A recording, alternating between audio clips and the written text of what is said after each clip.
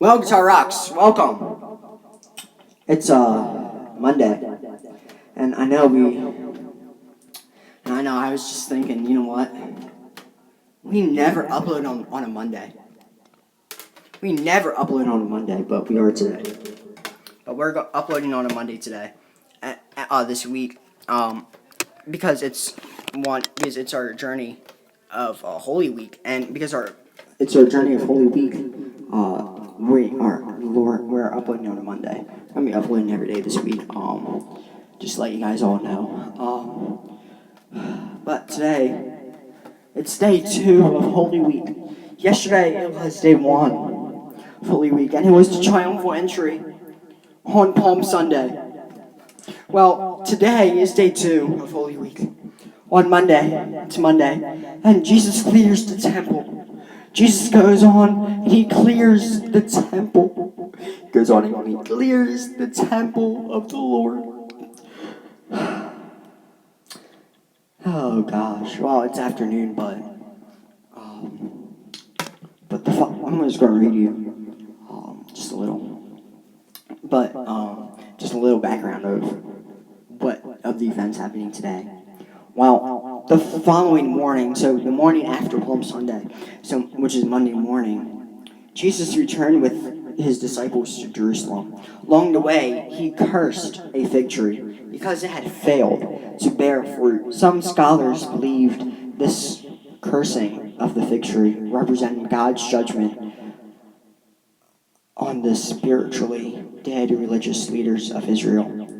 Others believe this symbolism extended to all believers, demonstrating that genuine faith is more than just outward religiosity. True living faith must bear spiritual fruit in a person's life. When Jesus arrived at the temple, he found the courts full of corruption, money changers. He began overturning their tables and clearing the temple, saying, the scripture declares my temple to be a house of prayer.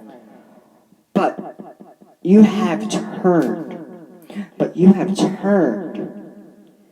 it into a den of thieves. Well, we're gonna move on there shortly, but I just don't want to move on there just yet, because I'm gonna go into the book of Luke. So I'm gonna go into the book of Luke now. You don't have to turn your Bibles, but I'm gonna turn my Bible to the book of Luke. Luke. I'm gonna turn my Bible to Luke 19:46 in chapter 46. We're gonna read chapter 46. I think the whole thing. I'm actually getting this wrong. Just that knowledge. I'm getting this all from knowledge because I was reading the Bible last night, and I mean these verses, but what I just read was background information about Jesus clearing the temple. But I'm trying to get there quickly. Luke 19, 46, verse 46, and it says this.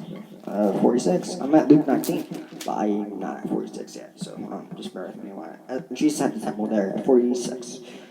It is written, he said to them, my house will be a house of prayer, but you have made it a den of robbers. Wow.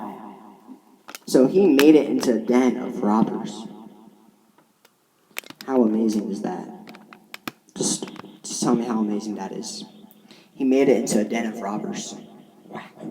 Just wow. Let's go on and read. Let me continue reading some background information. On Monday evening, Jesus stayed in Bethany, again, probably in his home of his friends Mary, Martha, and Lazarus. And the events that happened today on Monday, I'm going to read you where they're recorded, like where they're found in the Bible. First one is found in Matthew 21. Well, I was looking at Matthew 21. Who else is so it's in the chapter that talks about the triumphal entry. But we're not reading the triumphal entry. We read that yesterday. So we're going to go in and read Jesus at the temple. Jesus at the temple. So it's going to be Matthew 21:12 through 22. It says this. Jesus entered the temple area and drove out all who were buying and selling there. He overturned the tables of the money changers and the benches of those selling doves. It is written, he said to them, my house will be called a house of prayer, but you are making it a den of robbers. The blind and the lame came to him at the temple, and he healed them. But when the chief priests and the teachers of the law saw the wonderful things he did, and the children shouting in the temple area, Hosanna to the Son of David, and are indignant. Do you hear what these children are saying? They asked him. Wow. Alright. So let's move on. Yes, Jesus replied. Have you never read? From the lips of children and infants, you have ordained praise. You have ordained praise. And that's just wow. Jesus, and he left them and went out to the city of Bethany, where he spent the night. Early in the verse 18. Early in the morning, when he was on his way back to the city, he was hungry. Seeing a fig tree by the road, he went up to it, but found nothing on it except leaves. Then he said to it, may you never bear fruit again. Immediately the tree withered. When the disciples saw this, they were amazed. They were amazed at the wonders of God. They were amazed at the wonders of God. How did that fig tree wither so quickly, they asked. Jesus replied, I tell you the truth. If you have faith and do not doubt, not only can you do what was done to the fig tree, but also you can say to this mountain, go throw yourself into the sea, and it will be done. If you believe, you will receive whatever you ask for in prayer. You will receive whatever you ask for in prayer. So now we're going to read it in the book of Mark. I'm going to now go read in the book of Mark. Mark 11:15 through 19. So we're going to see what that has to say. So we're going to go see what that has to say. Yeah. So let's just quickly get there. Alright, I'm there. Alright, we're good. Alright. 15, what did I say? 15 through 19. Okay. And they came to Jerusalem. So it starts with, and they came to Jerusalem, and Jesus went actually, I'm reading out a different version. Actually, you know what? Let me just get to the same version that I'm reading, that I did, New International Version, because that's really what I'm reading out of in the Bible. But all right, here we go. On reaching Jerusalem, I can change my version. Switch to the version I need. On reaching Jerusalem, Jesus entered the temple courts and began driving out those who were buying and selling there. He overturned the tables of the money changers and the benches of those selling doves, and would not allow anyone to carry merchandise through the temple courts. And as he taught them, he said, "Is it not written, my house will be called a house of prayer for all nations?